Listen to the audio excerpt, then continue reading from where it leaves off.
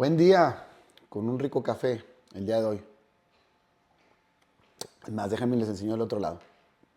¿Qué huele? Este fue regalo, a ver, es que aquí luego se ve, ahí está. Este fue un regalo que fue un intercambio de regalos en la maestría. Intercambio de regalos de tazas. ¿Quién sabe qué va a hacer este año?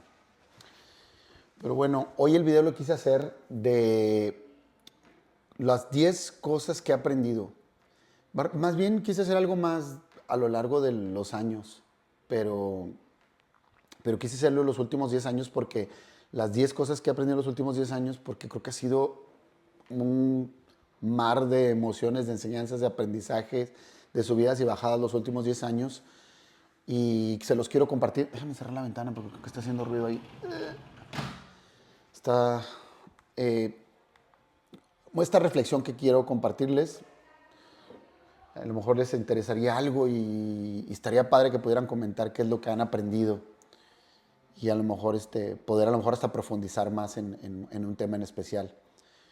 Pero uno de los primeros aprendizajes que no tiene que tener, no debe tener precisamente como un orden específico, los voy a ir mencionando, aquí los tengo escritos porque luego se me olvida.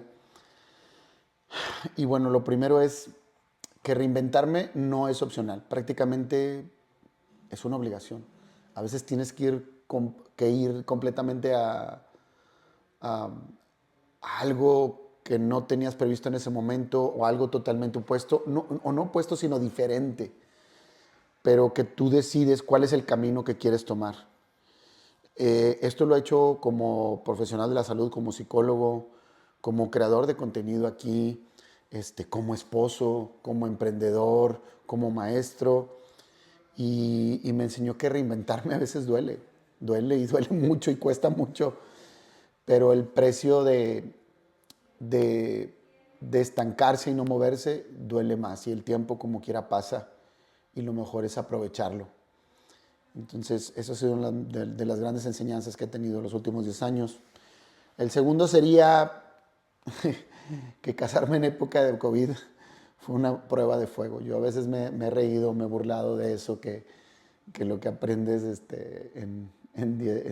no sé, en 10 años, yo lo aprendí en un año.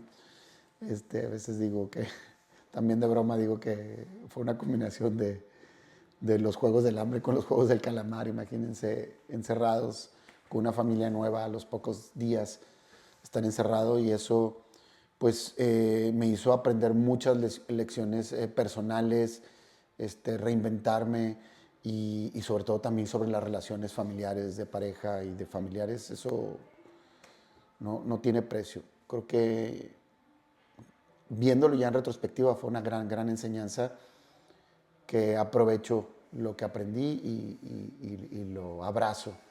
Creo que me ayudó bastante, incluso en la forma en que se dio. El número 3 vendría a ser que ser padrastro o papá de corazón es una maestría en humildad. Una maestría en amar sin etiquetas, sin esperar a nada a cambio, sin buscar ese reconocimiento inmediato, que ha sido una lucha como personal, que también lo veo en terapia con las parejas o con los papás, sobre todo con los hombres que a veces dicen, es que no entiendo, sobre todo con los hombres porque a veces no están más presentes en tiempo y por el trabajo. Aunque hay mamás que trabajan, también hay otras que se dedican a la casa, pero también que de alguna manera hay más conexión a veces con los hijos y los papás a veces no entienden o no entendemos. Y eso y no importa si son de sangre o no lo son, eso es lo curioso. Y también mucho a soltar esta ilusión de control. Creo que entender mucho sobre mí mismo y sobre el control que quiero sobre las cosas, de verdad creo que ha sido como un gran aprendizaje en estos últimos años. El número 4 vendría a ser que la indiferencia es más peligrosa que el odio.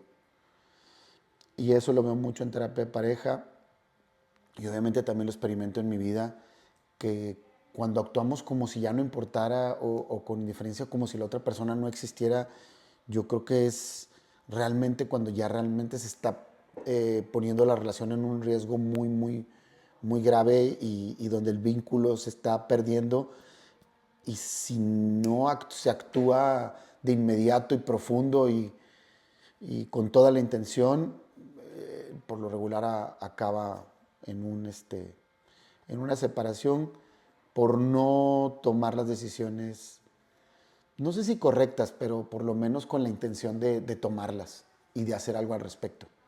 Y a veces el costo se dan cuenta que, ay, si hubiera hecho, y creo que no era para tanto, ahora entiendo que no, que eso también me lo llevé para mi vida y para otras relaciones que se tuvieron posteriores. Entonces, creo que eso es más valioso. En lo personal, lo que he aprendido es que la lucha libre no solamente es parte de mi herencia, es parte de mi historia, es parte de una cultura mexicana, de una cultura global, que tenemos mucha riqueza, pero también ha sido parte de mi escuela de vida, es mi historia y también me enseñó mucho de disciplina y me enseñó mucho de pasión y de hacer lo que te gusta. He tenido muchas experiencias al respecto y a lo mejor las pudiera compartir más adelante, pero veo que tanto mi papá como mi abuelo dedicarse a cosas que no eran bien vistas, que no estaban muy exploradas, eh, y ser pioneros y ser estrellas, ser profesionales, ser del top uno de la lista, me ha enseñado mucho y sobre todo el recibir los golpes, en este caso de la vida, y volverte a levantar y volverte a levantar y volverte a levantar, creo que es algo que está en mi sangre. Eh, Número 6 vendría a ser que el cuerpo grita lo que la mente calla. Entendí y lo atravesé con mi propio proceso, o sea, en lo personal con la salud, pero también entendí que cada dolor traía un mensaje que había estado ignorando a lo mejor durante mucho tiempo y que me estaba sembrando y me estaba diciendo, ya es momento de poner atención, porque creo que incluso me lo dijo muchas veces, pero no le puse atención hasta que, digamos que colapsé. Y lo veo también obviamente con, con la gente y con las personas que veo en terapia que les digo, bueno, entonces, ¿cuándo va a ser el momento? ¿Y cuántos años tienes? No, pues tengo 30 y 40 y 50 o 60, 70. ¿Y cuánto llevas con eso? Pues prácticamente toda la vida. Entonces, ¿cuándo va a ser el momento? Claro que vale la pena meterse y el aprendizaje y los problemas que te evitas a futuro tienen mucha ganancia. Número 7, que las redes sociales no son un hobby.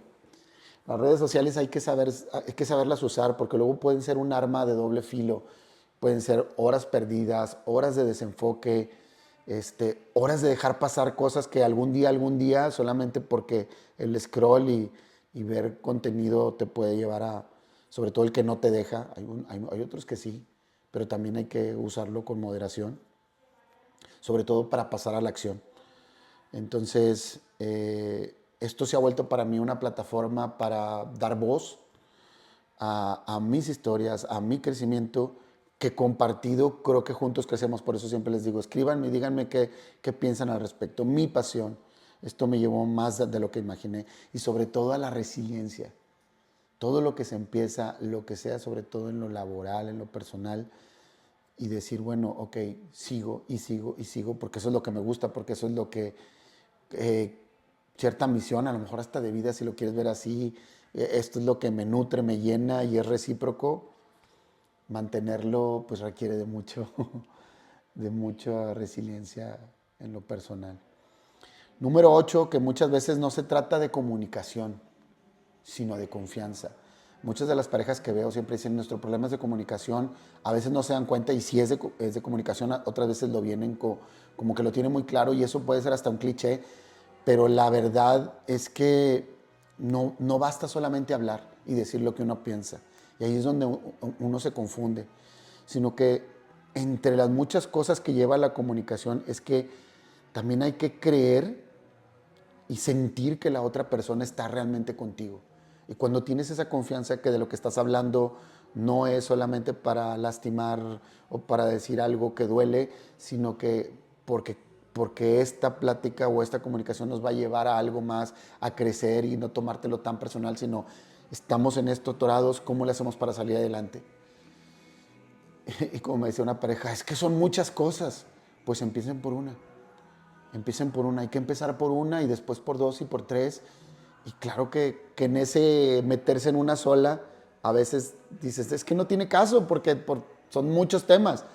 Pero a veces ese tema, por default, va haciendo como efecto dominó y se van resolviendo cosas que a lo mejor no te metes directo, pero se van arreglando porque son las mismas cosas o los mismos temas en otro escenario que se van acomodando y eso va haciendo crecer tu relación. Y también no puede haber un crecimiento de relación de pareja sin haber un crecimiento personal y viceversa. No puedes tener un crecimiento personal sin que se vea reflejado en tu pareja. Sobre todo en la comunicación.